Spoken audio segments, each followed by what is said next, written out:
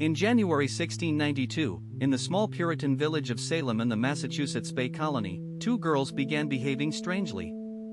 Betty Paris, age 9, the daughter of the local minister, and her cousin Abigail Williams, age 11, were observed to have sudden fits, contortions, and apparent visions. They complained of being pinched, prodded, and bitten by invisible attackers.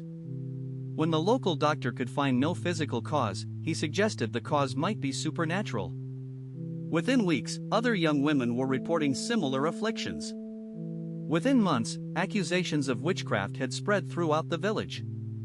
Within a year, 19 people had been executed by hanging, one elderly man had been pressed to death with heavy stones, and more than 200 residents of Salem and nearby villages had been arrested and held in jail under accusations of witchcraft.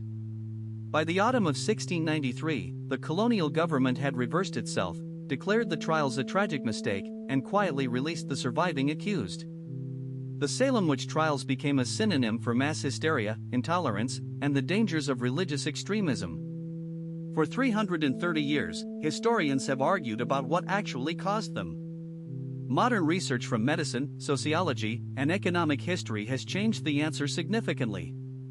To understand the trials, you have to understand Puritan Salem in the 1500s and 1600s. The Massachusetts Bay Colony had been founded in 1630 by English Puritans, religious dissenters who saw themselves as building a new and purer Christian society. Their worldview was intensely focused on God, the devil, and the daily reality of supernatural forces. They believed witches were real. They believed witches made compacts with Satan in exchange for power. They believed witches could afflict their neighbors with disease, infertility, and bad luck. The legal codes of the colony explicitly criminalized witchcraft. Earlier accusations had been made in Massachusetts and other New England colonies. Most had been resolved through community pressure, fines, or banishment. Only a handful had resulted in executions. The Salem outbreak was different. Salem Village, distinct from the more prosperous Salem town, was a small farming community torn by internal disputes. The minister, Samuel Paris, had been hired 3 years earlier and was the source of constant conflict. About half the village supported him. The other half wanted him removed. Salem Village had no formal town government. Disputes about land, church taxes, and grazing rights were intense. The community was already poisoned with conflict before the first accusation.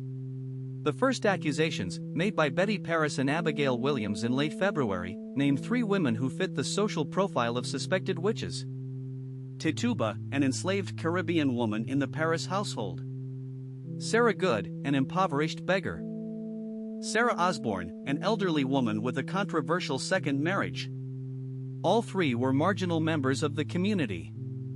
Tituba's coerced confession, in which she described elaborate witch meetings, animal familiars, and pacts with the devil, lent credibility to the accusations and dramatically expanded the case. Within weeks, more accusations emerged. The girls began naming respected community members: Martha Corey, Rebecca Nurse, John Proctor. The accusations crossed lines of social class and gender. The colonial governor, William Phipps, returning from a military campaign in Maine, established a special court called the Court of Oyer and Terminer to hear the witchcraft cases. The court convened in June 1692. The first trial took 5 days. Bridget Bishop, a tavern keeper accused by multiple witnesses, was convicted and hanged on June 10. 5 more were hanged on July 19. 5 more on August 19. 8 more on September 22. Giles Corey, an 81-year-old man, refused to enter a plea. Under English law, his refusal meant he could not be tried, and his property could not be seized. To force a plea, the court ordered him pressed under heavy stones. He died after 3 days of pressing without ever entering a plea. By October 1692, public confidence in the trials was collapsing. The accusations had reached people of high social standing, including the wife of Governor Phipps himself.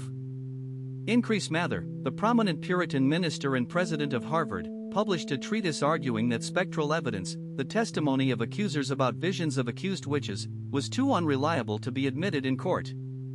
The colonial governor agreed. He dissolved the special court in late October. he ordered all remaining witchcraft suspects released. The trials ended as quickly as they had begun.